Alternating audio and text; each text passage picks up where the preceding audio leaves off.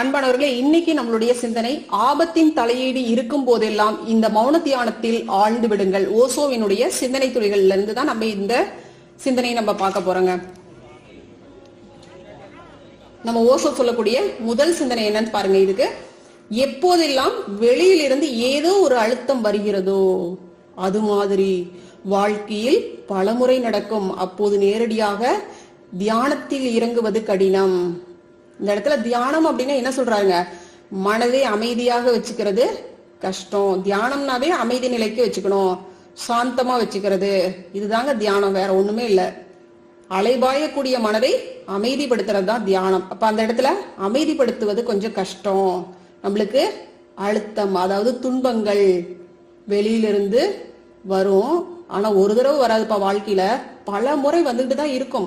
இது எல்லாமே நம்ம வாழ்க்கையில கடந்து போகக்கூடிய விஷயங்கள் தான். நம்மளுக்கு பாத்தீங்கன்னா டே டு டே லைஃப்ல சிக்கல்கள் இல்லாம நம்மளால வாழ முடியாது. அதனால இந்த மாதிரியான விஷயங்கள்ல நீங்களா சிக்கிக்கிட்ட துவண்டு போவாதீங்க. அதுக்கும் ஒரு வழி இருக்கு, வழிமுறை இருக்கு, நான் சொல்லித்தரேன் அப்படின்னு ஓஷோ சொல்றாரு பாருங்க. அதனால் தியானத்திற்கு முன்பு ஒரு 15 நிமிடங்கள் அந்த அழுத்தத்தை போக்க நீங்கள் ஏதாவது செய்ய வேண்டும். பிறகுதான் நீங்கள் தியானத்தில் இறங்க முடியும். இல்லாவிட்டால் நடக்காது. நீங்க நேரடியா போய் மனசை அமைதிப்படுத்துறேன் அப்படின்னு போய் தியான நிலையில போய் உட்காந்துட்டீங்கன்னு வச்சுக்கோங்க, கண்டிப்பா அன்னைக்கு உங்களுக்கு தியானம் கண்டிப்பா கிடைக்காது. சரிங்களா? உறுதியா கிடைக்காது. நீங்க எவ்வளவுதான் ட்ரை பண்ணி பாத்தீங்க அப்படின்னாலும் உறுதியா கிடைக்காது. அதுக்குதான் நம்ம சொல்லுவோம் இல்லைங்களா, எண்ணம் ஆராய்தல். அதாவது உள்ளுக்குள்ளார இருக்கக்கூடிய ஓட்டத்தை, என்ன ஓட்டத்தை சீரமைக்கணும். சரிங்களா? அகத்தை ஆய்வு செய்ய வேண்டும் அப்படின்னு சொல்லுவோம் இல்லைங்களா. அகத்திற்குள், உள்ளுக்குள் என்ன ஓடிக்கிட்டு இருக்குதோ அதுக்கு விடையளித்து அதை தூக்கி எறியணும் அப்படின்னு சொல்லுவோம் இல்லைங்களா.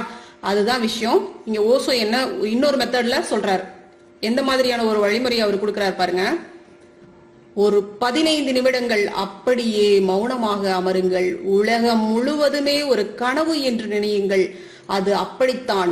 முழு உலகமும் ஒரு கனவு என்று நினையுங்கள். அதில் எந்த முக்கியத்துவமும் இல்லை. இது முதல் விஷயம்.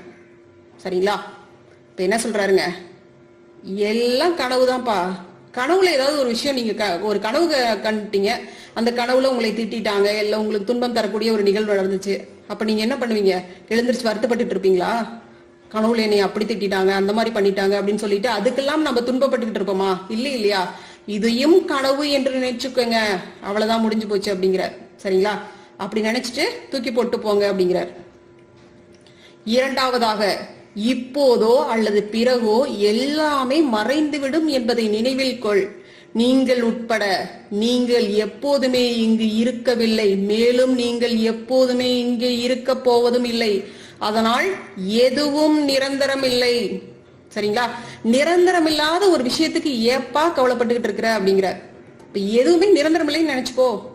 தியானத்துல நம்ம அமர்றோம் இல்லைங்களா, அதுக்கு முன்னாடி இந்த விஷயத்தெல்லாம் பண்ணுங்கிறார். உங்களுடைய மனசு அலைபாஞ்சிட்டு இருக்கும் இல்லைங்களா, அதாவது உங்களுக்கு பொருந்தாத ஒரு விஷயம், உங்களுக்கு துன்பம் தரக்கூடிய ஒரு விஷயம் நடந்திருக்கு, அதையே நினைச்சுக்கிட்டு ரிப்பீட்டடா நினைச்சுக்கிட்டு மனசுக்குள்ளார போட்டு ரொம்ப உங்களுடைய எண்ணம் உங்களைய திரும்ப திரும்ப திரும்ப வாட்டி வதச்சிட்டு இருக்கும். சரிங்களா? அப்ப அந்த நேரத்துல உங்களுடைய எண்ணத்திற்கு ஒரு கட்டளை போட்டு அடக்குங்க. எதுவுமே இங்க நிரந்தரம் இல்ல.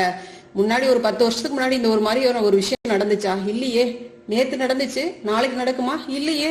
அப்படின்ட்டு தூக்கி போட்டு போங்க அப்படிங்கிற. எதுவுமே நிரந்தரம் இல்லை அப்படின்ட்டு தூக்கி போடுங்க. மூணாவதா என்ன சொல்றாரு பாருங்க. நீங்கள் ஒரு சாட்சி என்பதை நினைவில் வைத்துக் கொள்ளுங்கள். இது ஒரு சினிமா போல கடந்து போகும் கனவு. இந்த மூன்றையும் நினைவில் வைத்துக் கொள்ளுங்கள் அப்படிங்கிறார்.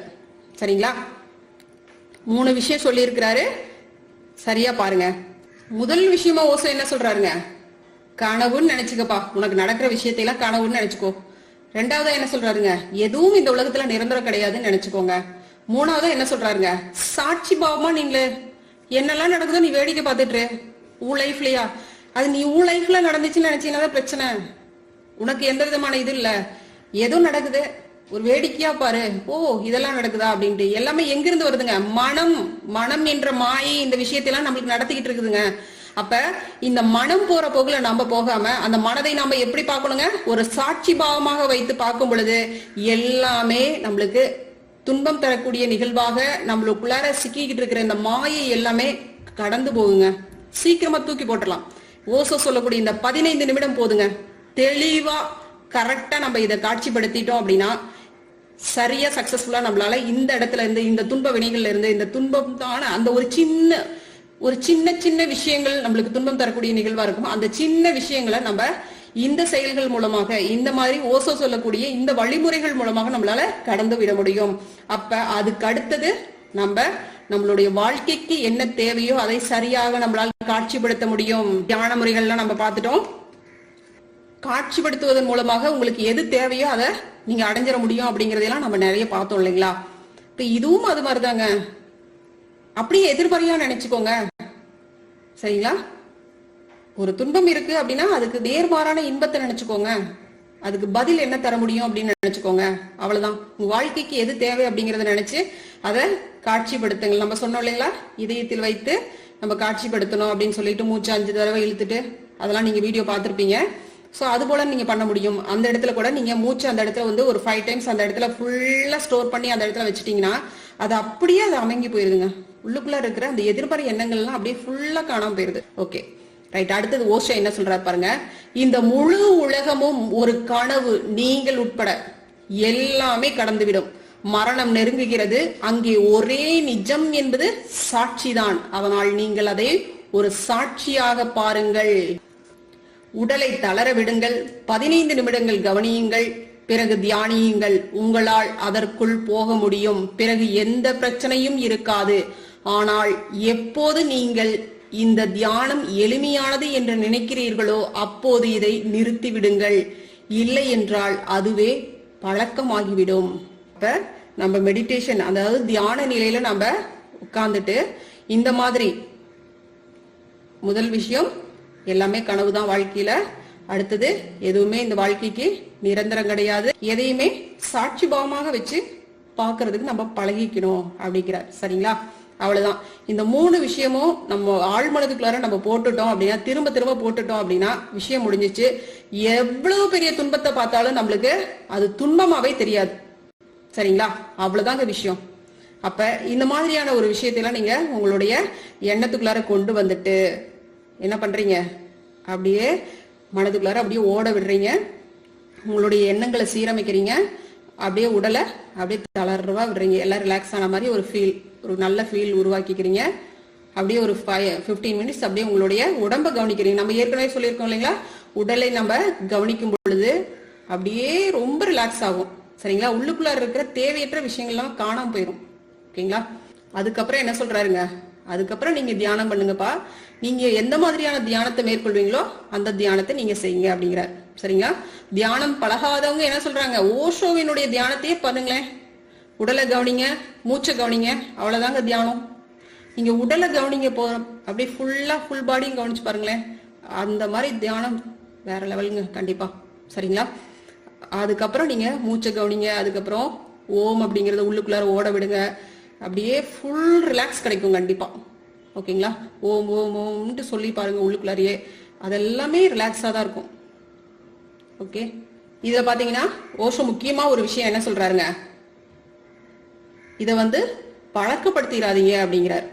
இது எல்லாமே உங்களுக்கு பிரச்சனை எல்லாம் முடிவுக்கு வரும் பொழுது உங்களுக்கு நிம்மதியா இருக்கும். ஓகே, அடுத்த நாளும் நம்ம இதையே பண்ணி பார்க்கலாமே அப்படிங்கிற மாதிரியான பழக்கத்துக்கு கொண்டு வராதீங்க அப்படிங்கிறார். என்ன காரணம் பாருங்க, அது ஒரு குறிப்பிட்ட நிலையில்தான், தியானிப்பது கடினமாக இருக்கும் போதுதான் பயன்படுத்தப்பட வேண்டும்.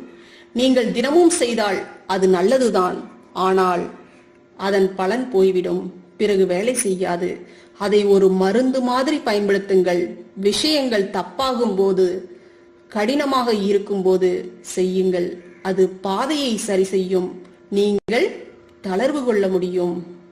ஓகேங்களா? இந்த இடத்துல என்ன சொல்றாருங்க, நாள்தோறும் பழக்கப்படுத்தாதீங்க அப்படிங்கிறார். நம்ம டெய்லி பழக்கப்படுத்தணும் அப்படின்னா அதுவே நம்மளுக்கு பழக்கமாயிரும். அதுக்கப்புறம் அது வேலை செய்யாம போயிரும்.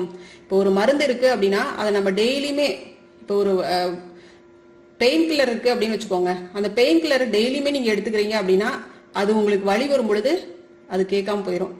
சரிங்களா? நாளடைவில் பாத்தீங்கன்னா ஒரு பெயினுக்கு கூட அது கேட்காம போயிடும். ஓகேங்களா? அது போலதான் இதை ஒரு மருந்து மாதிரி எப்ப தேவையோ அப்ப மட்டும் எடுத்துக்கோங்க, டெய்லி செய்யாதீங்க அப்படிங்கிறார். இதுல முக்கியமா நம்ம புரிஞ்சுக்க வேண்டிய விஷயம் என்னங்க, விழிப்பு நிலையோட இருந்து கவனத்தோட இருந்து எது நம்மளுக்கு துன்பம் தரக்கூடிய நிகழ்வு அப்படிங்கிறத பார்த்து இது உண்மையாலுமே நம்மளுக்கு துன்பம் தானா, ஓகே இப்ப அந்த மனதுக்கு துன்பப்படுறதுக்கு கொஞ்ச நேரம் கொடுங்களேன், ஒரு 10 நிமிஷம் கொடுத்துருங்க. ஓகே துன்பப்படுறியா, துன்பப்பட்டுக்க, இதுதான்ப்பா விஷயம் அப்படின்னு புரிய வச்சிருங்க. அவ்வளவுதான், சாட்சியா நின்று கவனிக்கிறீங்க, வேலை முடிஞ்சிச்சுங்க. சரிங்களா? வாழ்க வளமுடன். அருட்பேராற்றலின் அன்பு கருணையினால் உடல் நலம், நீலாயுள், நிறை செல்வம், உயர் புகழ், மெய் ஞானத்தோடு நல்லதொரு வாழ்க்கையை நலமுடன் வாழ்வோம். வாழ்க வளமுடன். நன்றி.